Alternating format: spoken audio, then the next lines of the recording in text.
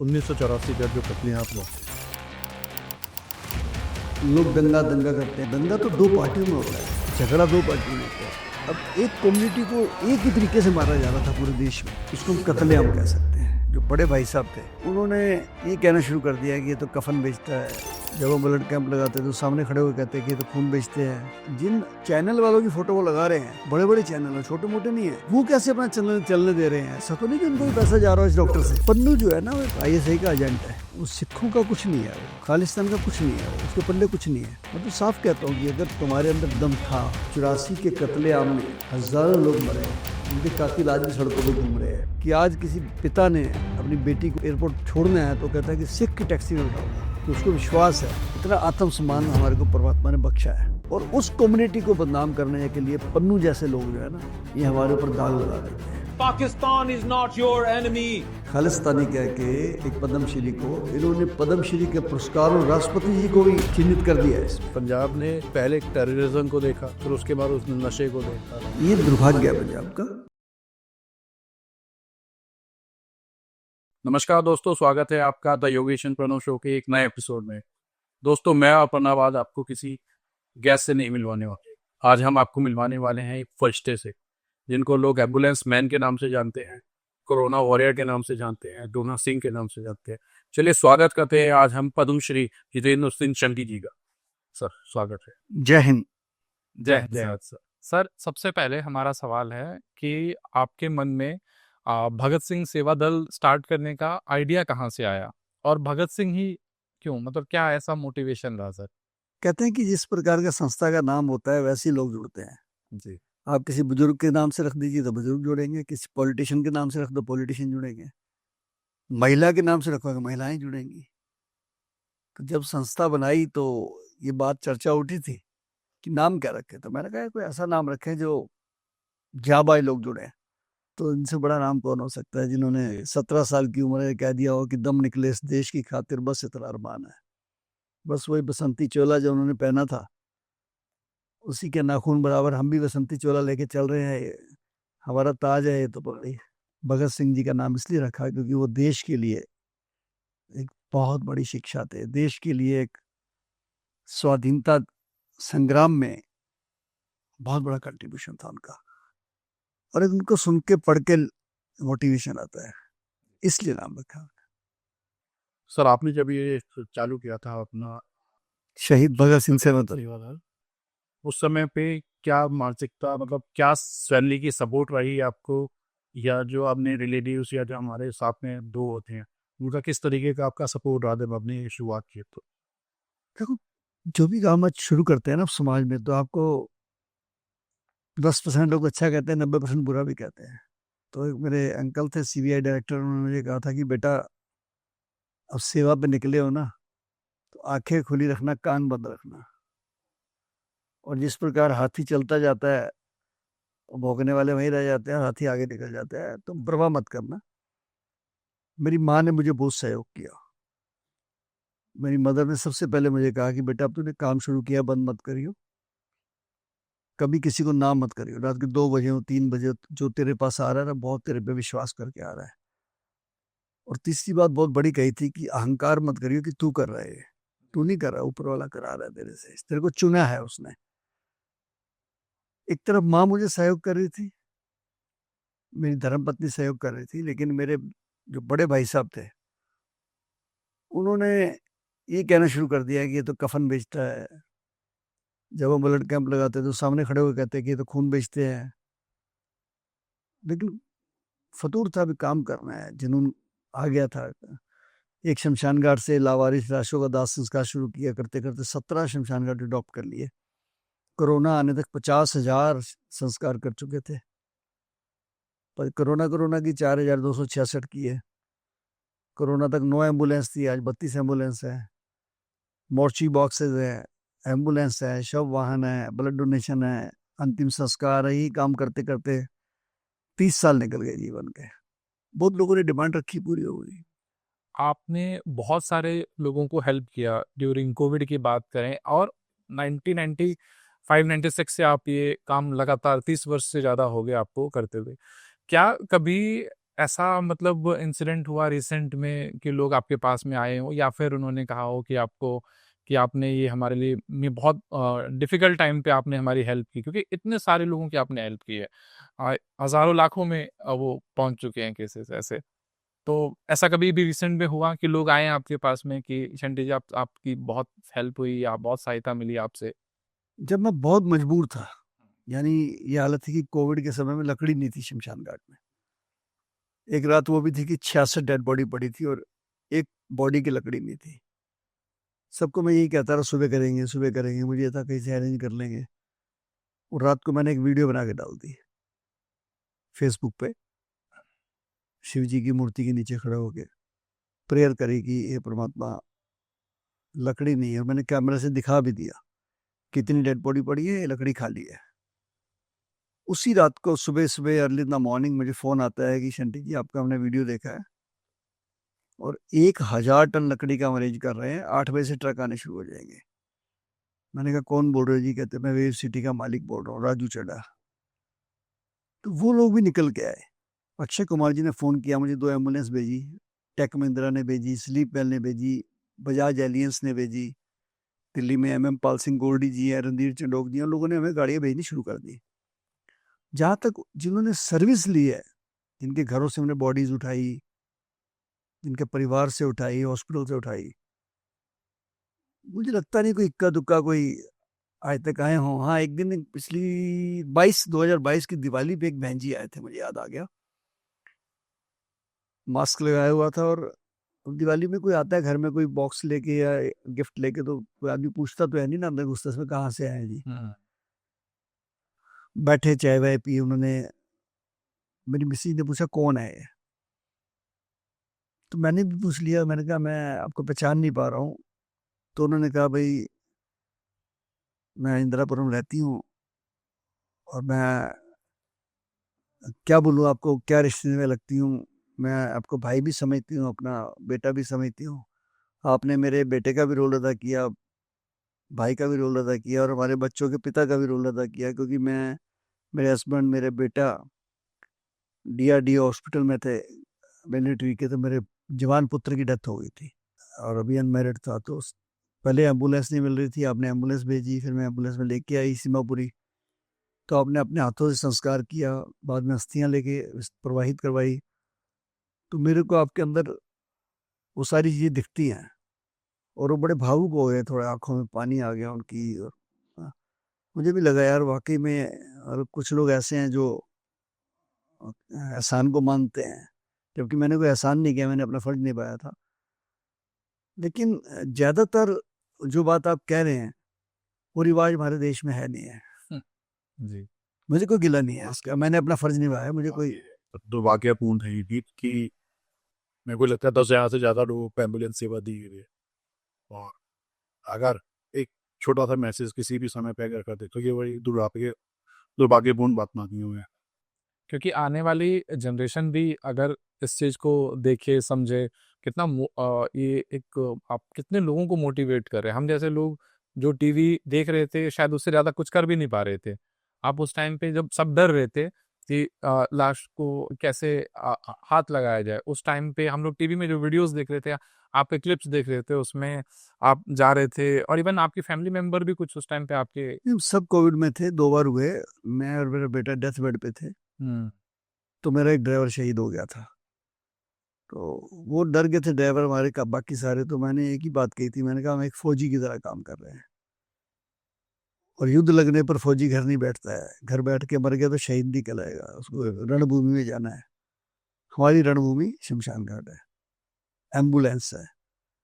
इसलिए मेरे सारे ड्राइवर्स, मेरे वॉरियर्स, मेरे शमशान घाट के घर में सबने डट के काम किया, बच्चों ने डट के काम किया, दिन रात काम किया।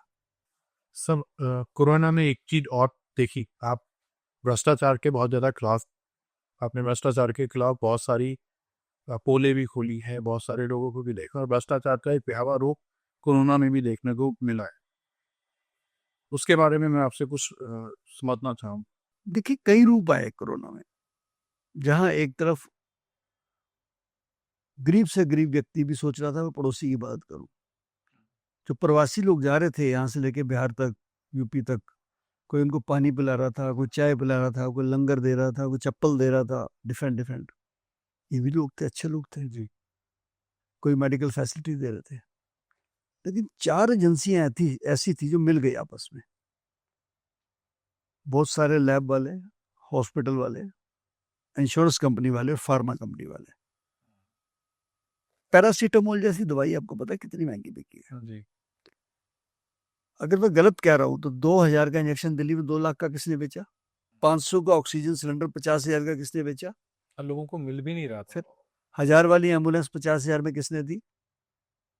डेड बॉडियां नहीं दी इन्होंने। जिस बीमारी का इलाज नहीं था, 25 लाख, 30 लाख, 40 लाख बिल।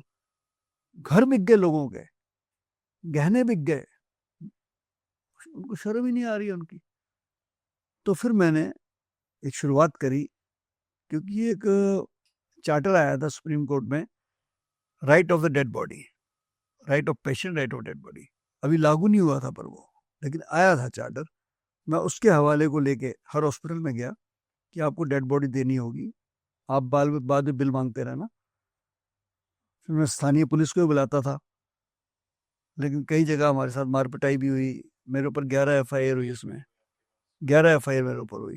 मैंने नहीं परवाह करी। मैंने कहा मैं नहीं चिंता करूँ, जो होता होने दो ना, मैं अपना कर्म कर रहा हूँ, अभी करने दो। जब वक्त आएगा, कोर्ट में आएगा, चार्जशीट होगी, फिर बात करेंगे ना, फिर देखेंगे माफी मैं मांगता हूँ, ये मांगते हैं।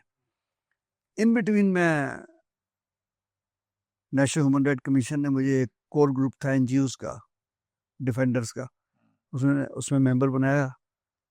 तो मैंने ये बात रखी वहाँ।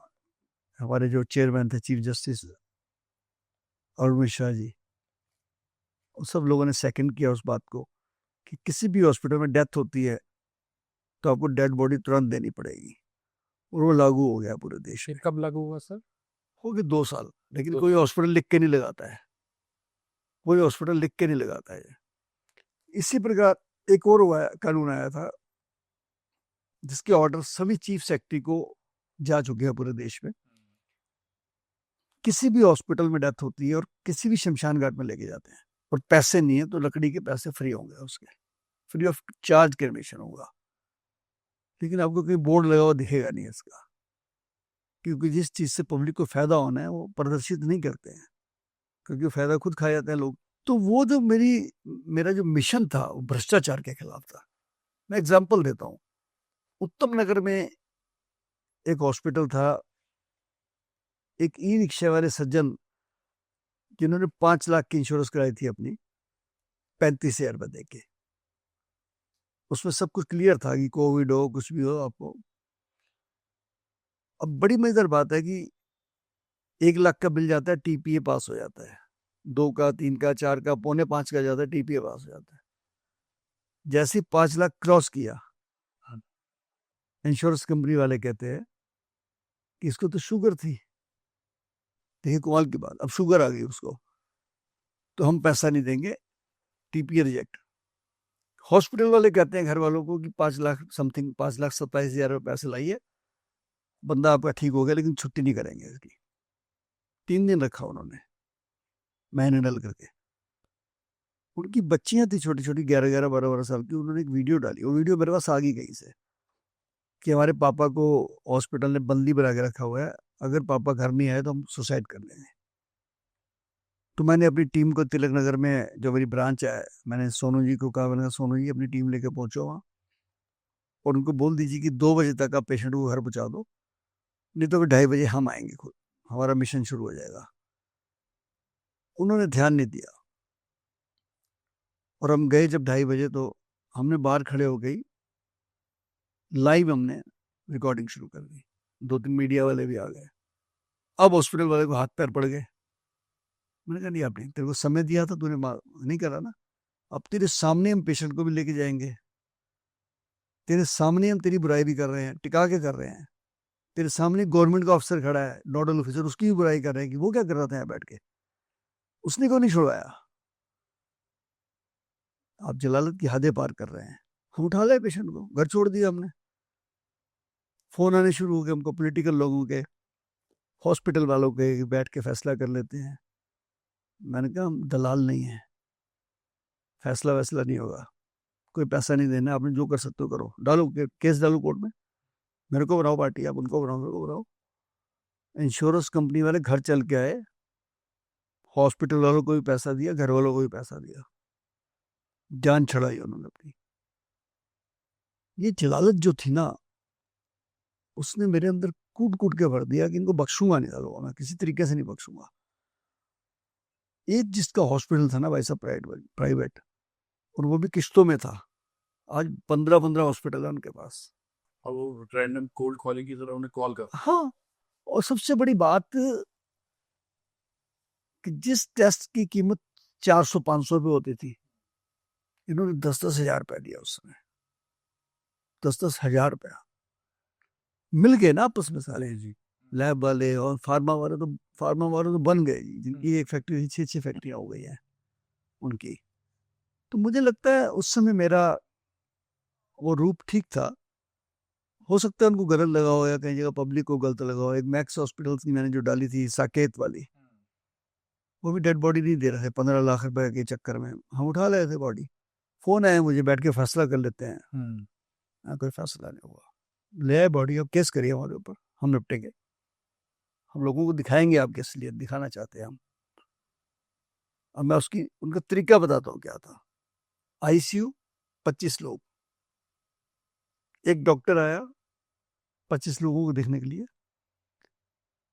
पीपी किट की कीमत 300 रुपये थी, 6,000 रुपया पर पीपी किट का लगाया उन्होंने, एक पेशेंट को नहीं लगाया, 25 के 25 को लगाया। डॉक्टर साहब आए थे आपको देखने, डॉक्टर साहब आ रहे, डॉक्टर साहब ने 25 बार बदली का पीपी किट।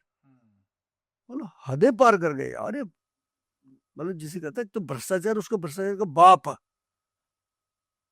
हदें पार कर गए थे, बहुत बुरा हाल कर दिया था उन्होंने।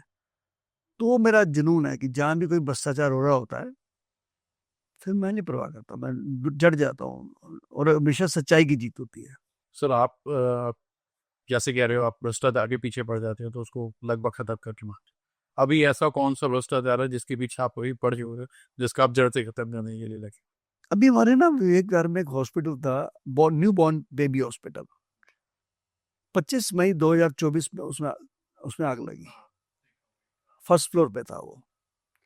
पहले तो प्रशासन की बहुत बड़ी गलती थी कि फर्स्ट फ्लोर पे कोई हॉस्पिटल नहीं हो सकता है, पतली सी सीढ़ियां बाहर से जा रही है, प्राइवेट घर में फर्स्ट मंजिल पे 125 गज में हॉस्पिटल खुला कैसे? नंबर 2, नीचे ऑक्सीजन का काम खुला कैसे? Number 3, health department, fire brigade, बिजली वाले, पानी वाले, डिजास्टर वाले क्या कर रहे थे? क्यों नहीं देखा इन्होंने? तो उसी मुहिम को लेके मैं थोड़ा आगे बढ़ा। अब जैसे होता क्या है, जैसे आपने देखा मुखर्जी नगर में जो पीजी में आग लग गई जी, सारे पीजी की चेकिंग शुरू हो गई जी। और एक बेसमेंट का भी इंसिडेंट फिर बड़ा बेसमेंट में पानी आ गया जी। वो थोड़े दिन चलेगा, सारे बेसमेंट चेक होनी शुरू हो गई। लेकिन भ्रष्टाचार कराने में अगर प्रशासन साथ ना दे तो नहीं हो सकता है। जहाँ ये बच्चों का हुआ था उसी के ठीक आगे चल के, यानी समझ लीजिए 10 और 10 20 कोठियां छोड़ दीजिए, मेन रोड पे 600 गज की जमीन में एक स्कूल है। पहली बात तो जमीन ने कब्जा किया हुआ है, अलॉटेड नहीं है वो जमीन, डीडीए की जमीन कब्जा किया हुआ है। दशमेश पब्लिक स्कूल नाम है उसका। 1000 बच्चे पढ़ रहे हैं उसके अंदर, 1000 बच्चे कैसे मुर्गियों की तरह रखे हुए हैं दड़बे के अंदर। परमात्मा ना करे शॉर्ट सर्किट हो जाए, वहां पे कुछ भी हो सकता है। जी जी। जब कोई अचंचित अर्थ क्यों कहा जाए, बिल्डिंग गिर जाए, अब निकालोगे कैसे उन बच्चों को? ऐसा कौन सा जरिया आपके पास? ना आपके पास प्ले ग्राउंड है, ना आपके पास एग्जिट सिस्टम है, ना आपके पास फायर फाइटिंग है, ना आपके पास डिजास्टर मैनेजमेंट है। एक छोटी सी सीढ़ी से कैसे लोग उतर के भागेंगे? लेकिन उसमें सारे ऑफिसर इन्वॉल्व हैं। क्या एमसीडी को नहीं पता? आप एक छोटा सा घर का एक छज्जा तो बना के दिखाइए कोई, जी। डीडीए भी आ जाएगी, एमसीडी भी आ जाएगी, सारे डिपार्टमेंट आ जाएंगे, बिजली वाले भी आ जाएंगे, पानी वाले भी आ जाएंगे, फायर ब्रिगेड वाले भी आ जाएंगे। इतना बड़ा स्कूल छोटे से में 1000। बात स्कूल नहीं, बात 1000 बच्चे की लाइफ। जिस दिन को हादसा हो जाएगा फिर सारे स्कूलों की चेकिंग शुरू कर देंगे। तो पहले क्यों नहीं कर लेते? अभी भी बेसमेंट में बहुत सारी चीजें खुल गई होंगी सब वैसे चल रहा है, सब वैसे चल रहा है। तो इसलिए एक तो मैं ये भ्रष्टाचार के पीछे पड़ा हुआ हूँ। जब तक ये स्कूल बंद नहीं हो जाएगा, बड़ी मजेदार बात है कि डीडीए ने 2004 में इस स्कूल को 2 एकड़ जमीन दे भी दी मयूर विहार में, एफिडेविट भी दे दिया उन्होंने, और तो और एजुकेशन डिपार्टमेंट ने इनकी एफिलिएशन भी कैंसिल कर दी, फिर स्कूल चल रहा है वहां पे। कमाल की बात देखिए। ये क्या मैसेज जो है, जो स्कूल में बच्चे पढ़ रहे हैं उनके पेरेंट्स तक नहीं पहुंचता। हाँ, मैं तो हैरान हूँ। मैं उन पेरेंट्स को हाथ जोड़ के विनती करता हूँ कि अपने बच्चों की लाइफ के बारे में सोचिए। आप कभी भी कोई बड़ा हादसा हो गया तो अभी थोड़ी फीस बचाने के चक्कर में उन बच्चों की जान खतरे में डाल रहे हैं, नंबर 1। नंबर 2, 2012 से स्कूल की एफिलिएशन खत्म है, और फिर आप बच्चे की कह रहे हो वो बच्चे को वो दिए जा रहे हैं सर्टिफिकेट। कल को बच्चा जब नौकरी करने जाएगा, कोई गवर्नमेंट नौकरी लग गई, यहाँ तो सर्टिफिकेट झूठा निकलेगा, स्कूल ही रिकॉग्नाइज नहीं है। तो मैं उस भ्रष्टाचार के पीछे पड़ा हूँ। एक नया लेटेस्ट भ्रष्टाचार आया मेरे सामने, आजकल फेसबुक पे बहुत चल रहा है वो। मैं हैरान हूँ कि इंटेलिजेंस कंपनियां क्यों नहीं देखती हैं, एजेंसीज जो हैं। मैं हैरान हूँ कि गवर्नमेंट के इतने डिपार्टमेंट जो आईटी देखते हैं वो क्यों नहीं देख रहे हैं। आजकल फेसबुक पे 1-2 डॉक्टर हैं जो शुगर के खिलाफ अपनी ऐड कर रहे हैं, और किसी ना किसी चैनल को, बड़े चैनल का दिखा के, जो हिंदुस्तान के टॉप मोस्ट चैनल है, और मैं दावे से कह सकता हूँ कि वो चैनल नहीं बोल रहे हैं, उसका एआई के द्वारा उनको बनाया गया है, और बोल कह रहे हैं कि ये डॉक्टर साहब जो है भारत रत्न का इनको अवार्ड मिला हुआ है। वाह, भारत रत्न का सब्जी मंडी में मिलता है क्या? गिने चुने लोगों को देश में आज तक मिला है, 30-32 लोगों को। पद्मश्री मिला हुआ है जिनको, फोटो भी लगा रहे हैं वहां नकली राष्ट्रपति की। मैं सारा सामान इकट्ठा कर रहा हूँ, इनके खिलाफ एफआईआर कराऊंगा, जेल भेजूंगा इनको मैं। और मैं तो हैरान हूँ कि वो जिन चैनल वालों की फोटो वो लगा रहे हैं, बड़े बड़े चैनल हैं, छोटे मोटे नहीं है, वो कैसे अपना चलने दे रहे हैं? ऐसा तो नहीं कि उनको भी पैसा जा रहा है इस डॉक्टर से। सर हम लोग मार्केटिंग बैकग्राउंड से आते हैं, हम दोनों। इतनी छोटी सी एडवर्टाइजमेंट अगर आप फेसबुक पे कुछ गलत कर दें या वो तुरंत रिजेक्ट कर देता है फेसबुक। तो बताओ, अब इतनी बड़ी चीज हो रही ये है। भारत रत्न दिखा रहे हैं उसको, पद्मश्री दिखा रहे हैं उसको। मैं तो हैरान हूँ, और राष्ट्रपति की फोटो लगा रहे हैं उस पर। मैं हैरान हूँ कि उनको दिख नहीं रहा क्या, फेसबुक को नहीं दिख रहा है क्या?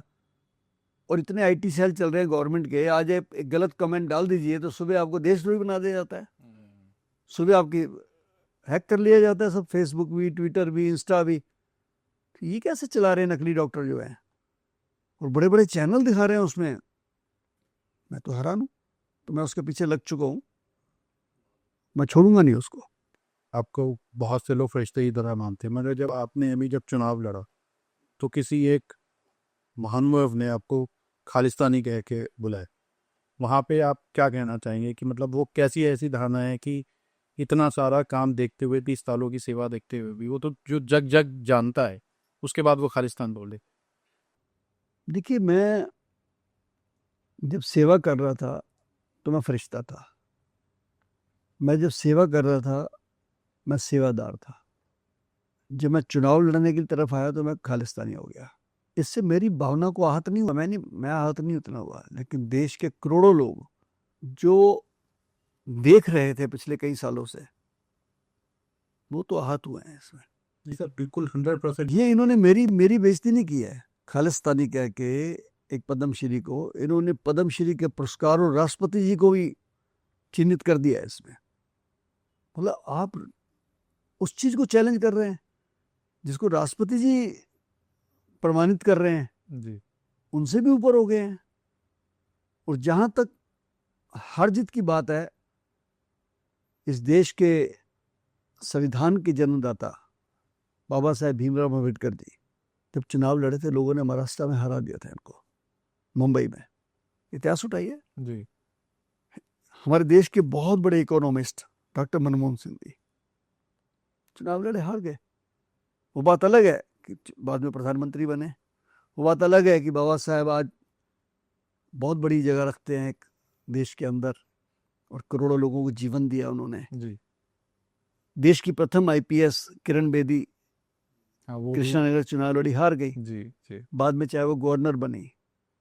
मेरे कहने का मतलब यह है कि जब चुनाव आता है, कोई भावना में चला जाता है, कोई धर्म पे चला जाता है, कोई मजहब पे चला जाता है, कोई पता नहीं क्या क्या रहता है। भगत सिंह जी के सके भाई कुलतार सिंह सहारनपुर से खड़े हुए थे, चुनाव हार गए। इससे बड़ी और क्या बात है। तो हार जीत की बात नहीं है, लेकिन उन्होंने जो खालिस्तानी बोला, और मैंने पुलिस स्टेशन में उनकी रिपोर्ट करी और आरओ को करी जी। लेकिन उन्होंने मेरी एफआईआर नहीं करी। मैं कोर्ट गया, मैंने कोर्ट से सम्मन करवाया और छोड़ूंगा नहीं मैं इस बात को कभी भी।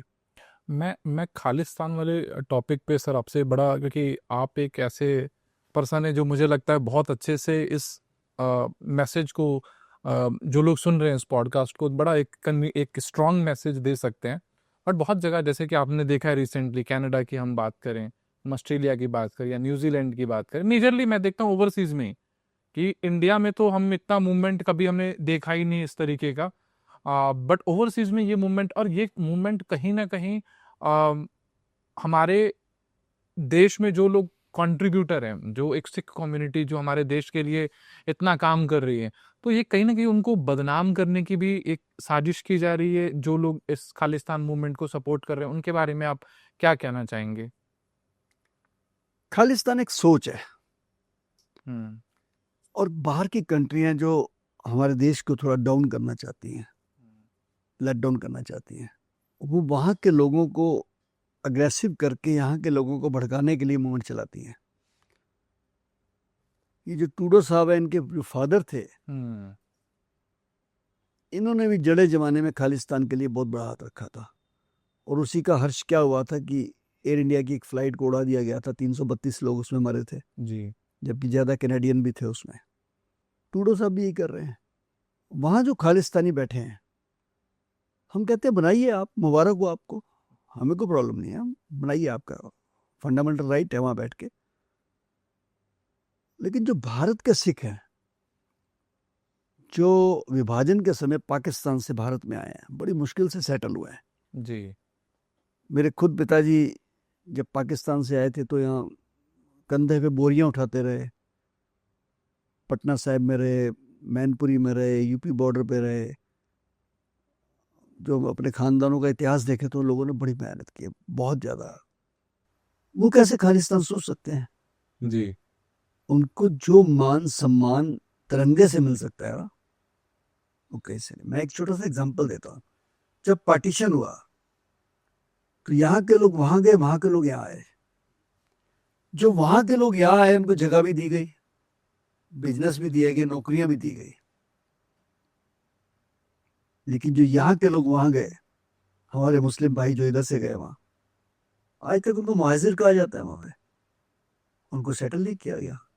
वहां से आने वालों को, मनमोहन सिंह जी वहीं से आए थे, प्राइम मिनिस्टर बने इस देश के। जी, हमारे मुल्क के अंदर रहने वाले सिख कभी भी भारत के खिलाफ नहीं बोलेंगे, क्योंकि जो शान हमारी तिरंगे से है ना, मैं तो खुल के कहता हूँ, मेरी जान तिरंगा है, मेरी शान तिरंगा है। और अब तो पद्मश्री के बाद तिरंगा मुझे ऐसा मिला हुआ है कि तिरंगे में ही जाऊंगा मैं तो, निश्चित है। इससे बड़ी और खुशकिस्मती क्या हो सकती है? तो जो खालिस्तानियों की सोच थी, उन्होंने खराबी तो की है हमारे। जी, जी, क्योंकि जो 80 का दशक था, उसमें पूरी एक जनरेशन यूथ की या तो मार दी गई या फॉरेन कंट्री चली गई। वो बहुत बड़ा नुकसान हुआ पंजाब का। जवान जवान बच्चे जो मारे गए पंजाब के अंदर, पुलिस के द्वारा, प्रशासन के द्वारा, सरकारी तंत्रों के द्वारा, जिसको मर्जी मार देते थे उठा के, खालिस्तानी बता के, लोग भाग गए बाहर। तो मैं समझता हूँ ये बड़ा दुर्भाग्यपूर्ण बात थी कि एक मूवमेंट चली खालिस्तान की। मैं फिर कहता हूँ कि उन्होंने बनाना है, बनाए वहाँ पे। देखिए, उल्टी सीधी बकवास करके पन्नू जैसे लोग। जी, उन्होंने एक रिसेंट में पन्नू जी ने एक स्टेटमेंट भी दिया था जब ऑपरेशन सिंदूर चल रहा था, कि इंडिया अगर अटैक करता है पाकिस्तान पे, तो हमारा जितने भी हम सिख कम्युनिटी है, स्पेशली जिनको हम खालिस्तानी, जो वहाँ पे सिख कम्युनिटी की बात तो नहीं करूँगा, क्योंकि ये जबरदस्ती का वो साथ में हाँ। छोड़ने की एक कोशिश है, ताकि वो कहीं ना कहीं एक सपोर्ट गेन किया जा सके। तो पन्नू जैसे लोगों को आप क्या मैसेज देंगे जो कभी ना कोई ना कोई मैसेज लेके आ जाते हैं कि हम सब एक साथ खड़े हैं, लेकिन जवाब तो उनको हर बार मिलता है। आप क्या जवाब देना चाहेंगे ऐसे लोगों को? पन्नू जो है ना वो एक आईएसआई का एजेंट है, वो सिखों का कुछ नहीं है, वो खालिस्तान का कुछ नहीं है, वो उसके पल्ले कुछ नहीं है। मैं तो साफ कहता हूँ कि अगर तुम्हारे अंदर दम था, तुम्हारी मूवमेंट में दम था, तो 84 के कत्लेआम में हजारों लोग मरे हैं, उनके कातिल आज भी सड़कों पे घूम रहे हैं, अब जाके जेल में एक गया है। तो तब कहाँ थी आपकी मूवमेंट? आपने क्या भला किया सिखों का? पंजाब के अंदर इतने हमारे नौजवान बच्चे मारे गए, आपने क्या करा? सिर्फ आप भड़काना जानते हैं, एयर इंडिया का बम छोड़ा देंगे, ऐसी बातें करते हैं लोग। जी जी। सिख इनके कहने पे भड़कने वाले हैं नहीं है, एक भी सिख इनकी बात में आने वाला नहीं है। और अब शक्ल से भी देख लो, पन्नू तो सिख लगता भी नहीं है कहीं से भी, कटा फटा है वो तो। जी वो तो कहीं सड़क पे घूम रहा है, को पहचाने भी ना हो उसको, नकली बातें करता है, नकली इंसान है वो हमारी हमारी बेइज्जती ही कराता है जहाँ भी कराता है, वो कहीं शोभा नहीं कराता सिखों की। वो सर आपको रिप्रेजेंट ही नहीं करता, मैं तो यही मानता हूँ। सिख इज अ मार्शल कौम, सिख देशभक्त है, सिख ईमानदार है, और इतनी ज्यादा लोगों के अंदर सेवा हमारे प्रति विश्वास है कि आज किसी पिता ने अपनी बेटी को एयरपोर्ट छोड़ना है तो कहता है कि सिख की टैक्सी में बिठाऊंगा। ये बहुत बड़ी बात है कि उसको विश्वास है कि सेफली लेके जाएगा और छोड़ के आएगा वहां तक। इतना आत्मसम्मान हमारे को परमात्मा ने बख्शा है, और उस कम्युनिटी को बदनाम करने के लिए पन्नू जैसे लोग जो है ना, ये हमारे ऊपर दाग लगा देते हैं। जी तो इसलिए मैं चाहूंगा उस पन्नू का तो नाम ही ना लिया जाए, इतना घटिया इंसान हो। सर, आप 30 सालों से सेवा के अंदर हैं, इसमें प्रशासन का कितना योगदान रहा जो आप सेवा करते हैं, जहाँ पे आप एम्बुलेंस चला रहे हैं, चाहे आप शव वाहन चला रहे हैं? सच बात है कि हमारे को आज तक दिल्ली सरकार, भारत सरकार, नगर निगम, किसी प्रकार का उन्होंने हमें को फाइनेंशियली सहयोग नहीं किया। जो एम्बुलेंस पार्किंग हमने ली हुई है, इसका भी 2 लाख रुपए साल का किराया जाता है, लाइसेंसिंग फीस जाती है, वो भी 3 साल से रिन्यू नहीं हुई है। वहीं दूसरी तरफ ये स्कूल के नाम मैंने अभी आपको बताया कि दशमेश पब्लिक स्कूल ने 40 साल से जगह घेरी हुई है बिना पैसे के, कोई किराया नहीं, कोई लेना नहीं देना नहीं। जो यहाँ काम हो रहा है, जहाँ सेवा हो रही है,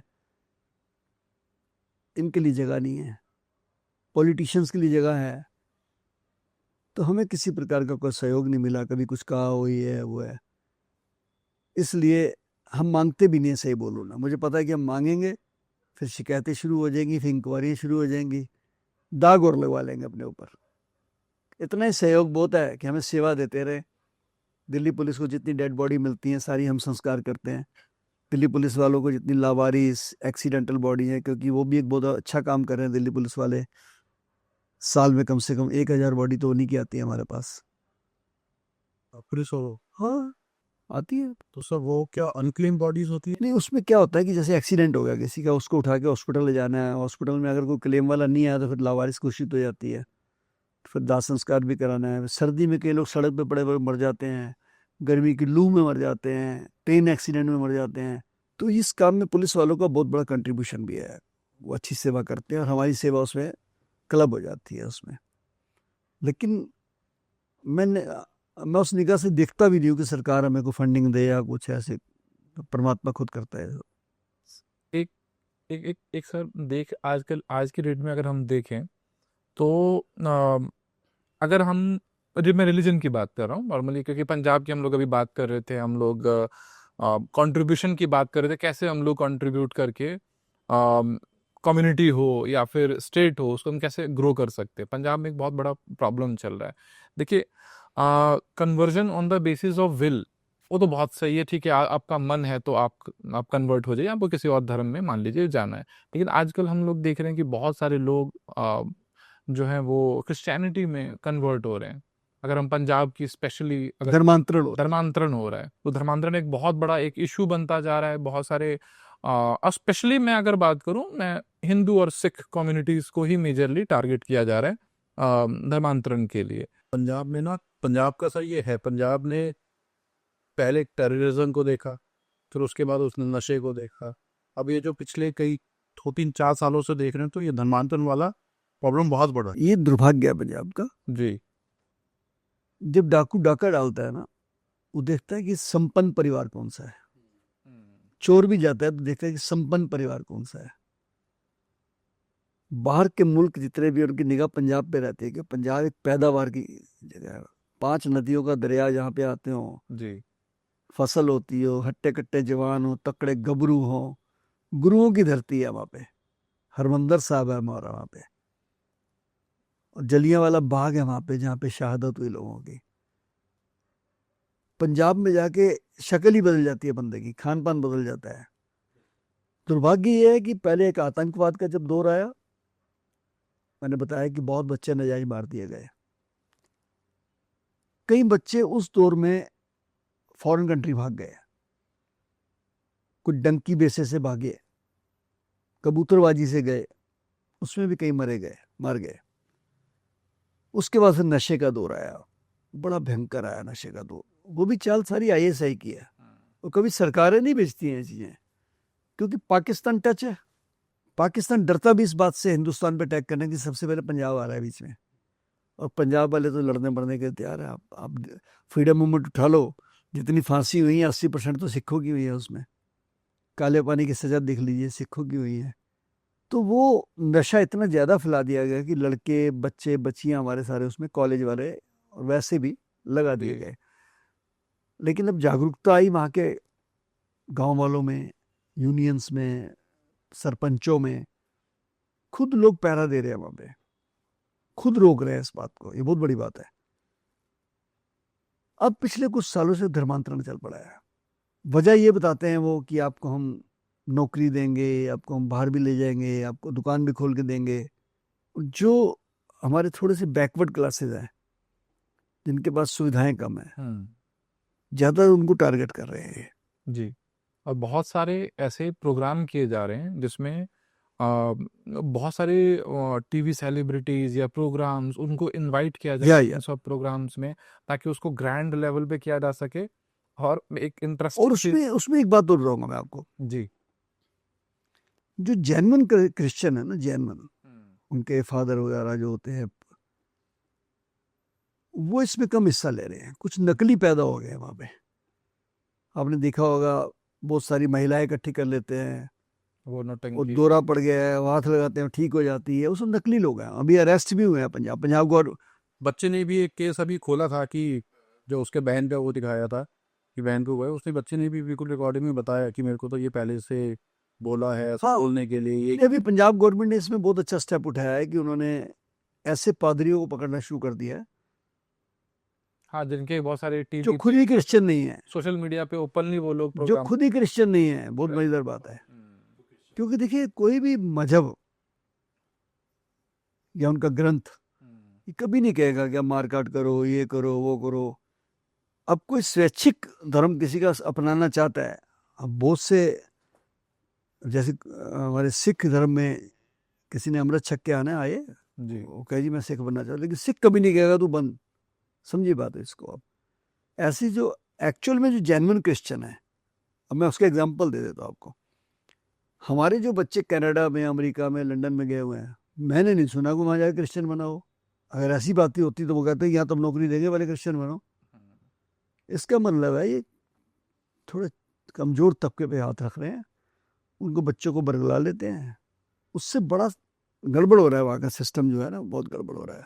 और जो लोग पंजाब का रैली में विश चाहते हैं या वो चाहते हैं कि पंजाब के लिए काम करें, मुझे लगता है ये एक ऐसा टॉपिक है, अगर वो कंट्रीब्यूट करना चाहते हैं तो सबसे पहले उन लोगों को आना चाहिए आगे, ताकि वो इसमें देखिए पंजाब में पता क्या हुआ था, पंजाब इतना संपन्न था कि लोग इंडस्ट्री भी वहीं लगाते थे, जी वेयर हाउस भी वहीं खोलते थे, खेती बाड़ी भी वहीं करते थे।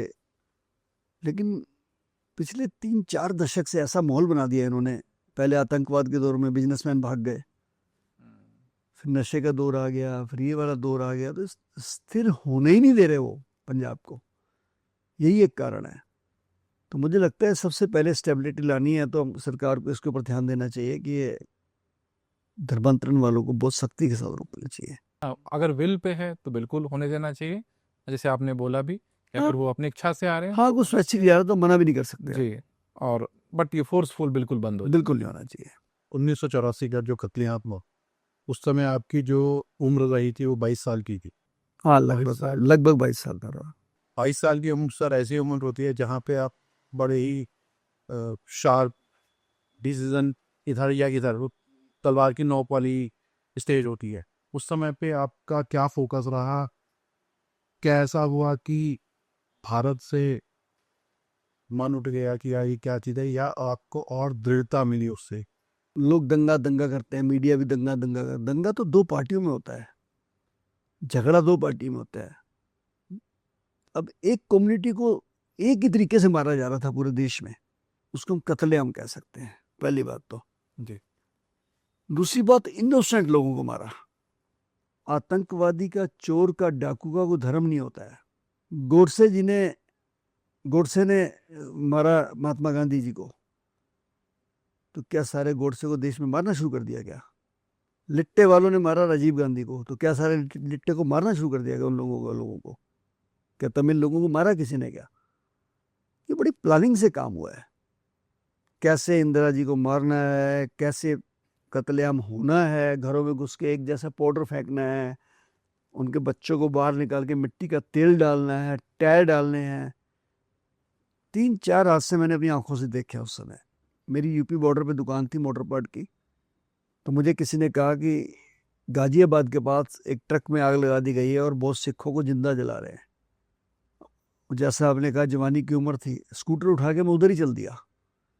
और मोहन नगर से पहले साहिबाबाद में एक ट्रक में आग लगी हुई थी, तो मुझे एक सज्जन कोई अच्छे थे, उन्होंने रोका, कह रहे उधर किधर जा रहे हो सरदार जी, वहाँ तो पकड़ पकड़ के जला रहे हैं सरदारों को। अब मैं पीछे देखता हूँ तो पीछे भी थोड़ा मॉब टाइप था, तो मैंने एक गली में घुसेड़ दिया अपना स्कूटर को, और वहाँ एक पुलिस वाले का घर था, उनकी प्लेट देखी मैंने, RS नागर। मैंने उनके घर के अंदर स्कूटर घुसेड़ दिया।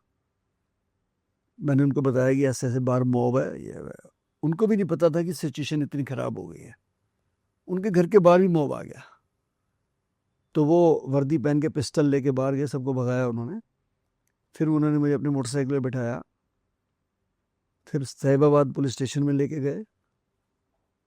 तो पुलिस स्टेशन के SHO को बोला कि ऐसे ऐसे ये फंस गए हैं यहाँ पे, इनको विवेक विहार छोड़ के आना है। तो उन्होंने कहा मरने दे, और भी तो पड़े हुए हैं। थाने के बाहर लाइन लगी हुई थी, ट्रेनों से उठा के फेंक रखे थे, मैंने अपनी आंखों से देखे हैं।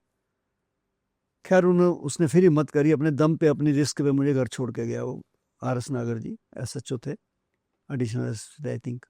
आनंद विहार गुरुद्वारा बिल्कुल पास है मेरे घर के। ट्रक ला के उन्होंने ट्रक से रस्से डाल के निशान साहब को तोड़ा, जो गुरुद्वारा साहब का है, और अंदर खूब तोड़फोड़ करी, श्री गुरु ग्रंथ साहब की बेदबी करी उन्होंने। और सबसे भयानक हादसा जो मैंने देखा, विवेक विहार के एक बच्चा, ए ब्लॉक में रहती थी सिख फैमिली, उनका बच्चा मानसूर पार्क में ट्यूशन पढ़ने जाता था, 16-17 साल का होगा। वो शाम तक घर नहीं आया, तो उन्होंने थोड़ा पता करवाया, तो पता लगा जी उसको मार दिया है। मारने के बाद गले में टायर डाल के उसको जिंदा जलाया गया और नाले में फेंक दिया गया। तो हमारे विवेक विहार के एक परिवार था, भाटिया साहब, वो उस बॉडी को अपनी फिएट गाड़ी के अंदर डिग्गी में रख के लाए, क्योंकि उस समय कोई प्रशासन, पुलिस कुछ नहीं था। 2 दिन तो बहुत बुरा हाल था। 4 तारीख को फिर मिलिट्री आ गई थी। जब बॉडी लेके आए तो उस समय कॉलोनी के बहुत लोग इकट्ठे हो गए, मिलिट्री भी आ गई उनके घर पे। पूरी मिलिट्री तो नहीं थी, पैरा मिलिट्री थी। फिर पुलिस भी आ गई, कहने लगे जी आप संस्कार करने जाओगे तो वहाँ आपके साथ सैकड़ों लोग जाएंगे, तो वहाँ दंगा हो सकता है या रास्ते में कुछ हो सकता है, आप बॉडी हमको दे दीजिए, हम संस्कार करेंगे। अब एक बाप अपनी बॉडी बच्चे की कैसे दे देगा ऐसे? कुछ कॉलोनी वालों ने बड़ा साथ दिया, उन्होंने कहा जी हम ऐसी बॉडी नहीं देंगे बच्चे की। अब बिलीव करेंगे कि ये घर है उनका, और सामने नर्सरी टाइप थी, खाली जगह थी, पौधे लगे हुए थे, उसके बच्चे का संस्कार वहाँ किया गया घर के सामने। और 2 महीने के बाद वो सज्जन मकान बेच के फॉरेन कंट्री चले गए। कहते मैंने रहना ही नहीं है कि जहाँ मेरे बच्चे का दाह संस्कार का मुझे हक ना हो, और मेरा बच्चा सेफ ही नहीं है। और ये बड़ी बड़ी मजाक वाली बात है। मैं तो कहूँगा कि 40 साल यार, 40 साल बहुत बड़ा टाइम होता है। दिल्ली के अंदर टाइटलर भगत ने, सज्जन ने 5 या सिखों को मारा, कुछ भी नहीं हुआ, सड़क पे घूम रहे हैं। दो कानून कैसे हो सकते हैं? मतलब जानवर की कीमत इंसानों से भी ज्यादा हो गई। कैसे विश्वास बैठेगा लोगों को फिर? इसलिए 84 का कत्लेआम बहुत बड़े दाग छोड़ के गया है, बहुत बड़े निशान छोड़ के गया है। गुड़गांव के अंदर आज भी एक घर है कर्नल साहब का, जिनका घर जला दिया गया था, 4 बंदे मार दिए गए थे। उन्होंने आज तक घर रिपेयर नहीं कराया और बाहर नेम प्लेट लगाई हुई है कि देश की प्रधानमंत्री नाम लिख के मृत्यु के बाद उनके लोगों द्वारा कत्लेआम किया गया, मेरे घर को जलाया गया। बहुत कहा लोगों ने, सरकार ने, कि हम पूरा घर नया बना देते। कहते मेरा घर है, नहीं बनाता मैं। आप कौन होते बनाने वाले? ये यादगार है, ये दिखाना चाहते हैं कि डेमोक्रेसी कहाँ गई थी 1984 में। जिस मुल्क की आज़ादी के लिए सिखों ने हजारों बलिदान दिए हों, उन्हीं सिखों को राष्ट्रीय राजधानी के अंदर टायरों से जला जला के मार दिया जाए। बच्चों के सामने उनकी लाशें पड़ी हैं, बाप बाप की। शकरपुर में एक परिवार रहता था, 3 भाई थे। उनके फादर साहब हेड ग्रंथी थे सीजन साहब गुरुद्वारा में। हट्टे कट्टे जवान थे, 6-6 फुट के तीनों बच्चे। मॉब आया, घर से बाहर निकाला, रजाइयां डाली, आग लगा दी। मॉब चला गया। उनकी माँ ने और शायद किसी पड़ोसी ने मदद करी, उनको वापस अंदर खींच लिया। मॉब दोबारा आया, फिर बाहर निकाला उनको, फिर टायर डाल के आग लगाया उनको। तो कैसे भूल सकते हैं वो कत्लेआम नहीं भूलता है, बल्कि वो जब समय याद आता है रोंगटे खड़े हो जाते हैं। सर ये मजाक नहीं था कोई। अब कई जगह, जैसे हम विवेक का रहते थे, हमें तो लोगों ने बहुत प्यार दिया उस समय। उन्होंने एक ही बात कही कि शंटी जी आप घर से बाहर कहीं मत जाना, जो चाहिए घर के अंदर हमारे से लो, आप, हम देंगे आपको खाना पीना जो चाहिए आपको। लेकिन जहाँ हुआ है, साहनी पेट वाले थे पहाड़गंज में, 4 लोग थे घर के। किसी ने कहा कि मॉब आ रहा है, तो उनको था कि दुकान में कैश पड़ा है, निकाल ले जाके। जैसी दुकान में घुसे मॉब आ गया, बंद किया, शटर आग लगा दी। अस्थियां भी नहीं मिली उनकी। तो पेंट तो एक बारूद है, अस्थियां भी नहीं मिली उनकी। शकरपुर मेन रोड पे भी ऐसी एक पेंट की दुकान थी, कई साल तक सड़क के ऊपर पेंट पड़ा रहा, 20 साल तक। और सड़क बनाते थे, पेंट फिर ऊपर आ जाता था। लूट मार कर रहे थे लोग, दुकानें लूट के ले गए, घर लूट के ले गए। बहुत बुरा हाल था। आप सोचिए ना कि दिल्ली के अंदर ऐसा मॉब कहाँ से आ गया, ऐसे क्रिमिनल लोग कहाँ से आ गए? It means that was planned. ये अभी मतलब बेटी फोन बहुत हुई 29 अक्टूबर का एक हुआ, और उसके बाद 31 अक्टूबर पे इंसिडेंट हुआ। तो आज मतलब जो हकीकत हमने न्यूज़ में पढ़ी है, या जो थोड़ा बहुत जब हम हिस्ट्री पढ़ने के लिए बैठे तो, और जो आज के अभी जो जो सच्चाई जो आपने अपनी आंखों से देखी, उसे सोच के कुछ शब्द ही नहीं बचते, शब्द ही नहीं बचते।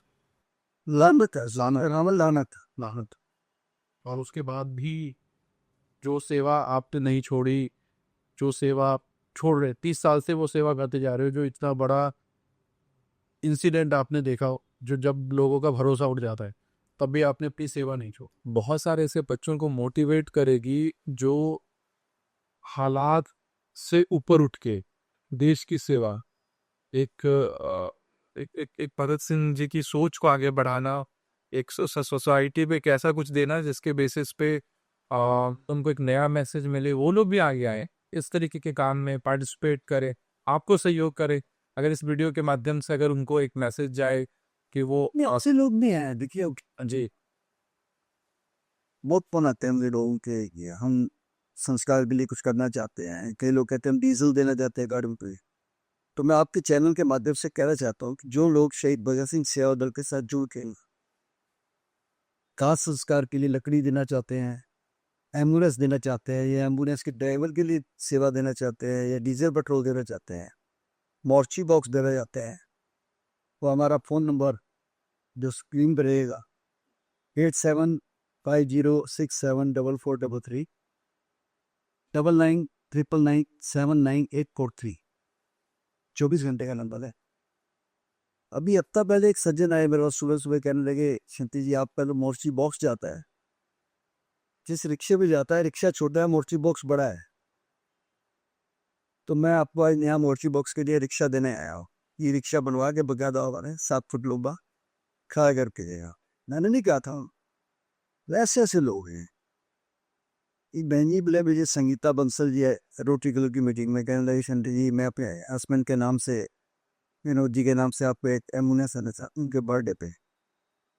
ऐसे ऐसे लोग हैं हमारे पास जो कुछ चल के आते हैं अपने परिवार के नाम पे, माता पिता के नाम से, उनके उनके जन्मदिन पे, इस ऐसे मॉल पे वो खुद सेवा करते हैं आके।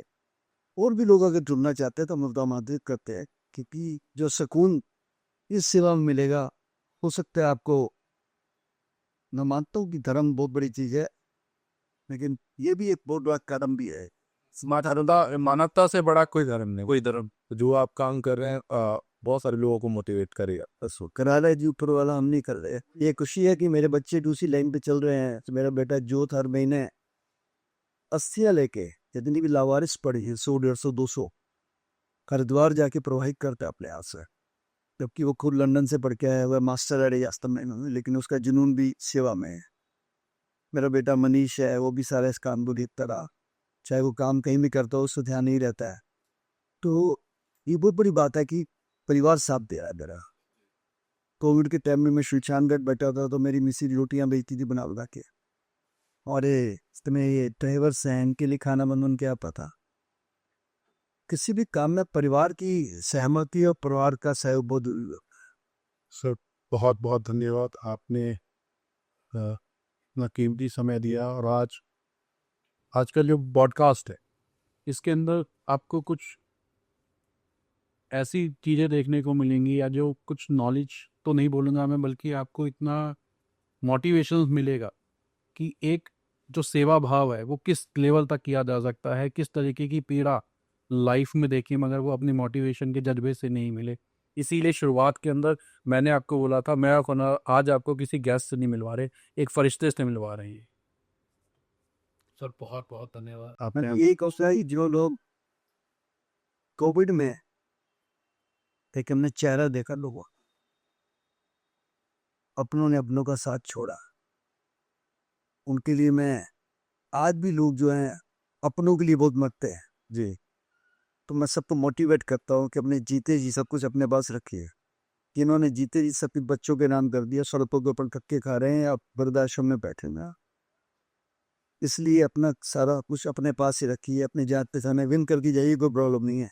सब कुछ मत दीजिए किसी को, ये तो आप तो हैंडीकैप हो जाएंगे।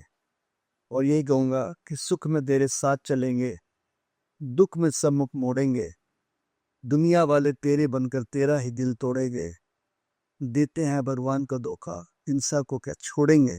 कसमें वादे प्यार वफा सब बातें हैं बातों का क्या, कोई किसी का नहीं है झूठे, नाते हैं नातों पर क्या। धन्यवाद। जय हिंद, भारत माता की जय। जय हिंद, जय हिंद।